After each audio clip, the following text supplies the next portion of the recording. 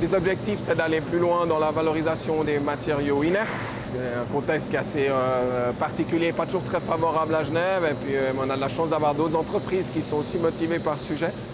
Et d'ailleurs, l'État aussi est moteur là-dedans. On espère enfin que ça va décoller, puisque ça représente à peu près entre 60 et 70% de l'ensemble des déchets qui sont produits sur un territoire, donc les déchets provenant de la construction, des excavations, etc.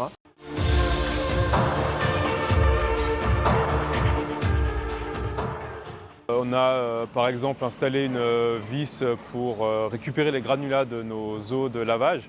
Ce qui fait que ces granulats, on va pouvoir les réutiliser carrément en interne dans certains types de béton. Ce qu'on va faire, c'est tous ces rebuts, on va les mettre dans des moules enterrés. Ce qui fait qu'on va avoir beaucoup de rebuts de béton, des bétons différents. Quand on va les décoffrer, qu'on va les amener au centre de recyclage, pour eux, c'est très facile de les reconcasser. Et nous, derrière, on va se fournir à nouveau chez eux en granulats recyclés pour réaliser des bétons recyclés.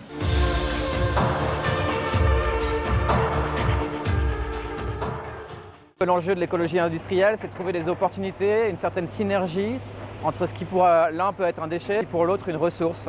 Donc pour Prelco, vous avez un déchet issu de la production et pour Implenia, vous avez une ressource qui va servir ensuite à la production de matière. On a énormément de matières d'excavation, des matériaux minéraux qui peuvent être valorisés. On a peu de décharges sur le canton et l'idée c'est d'avoir des plateformes de valorisation pour laver ces matériaux, les cribler et après les réintroduire dans des boucles d'économie circulaire.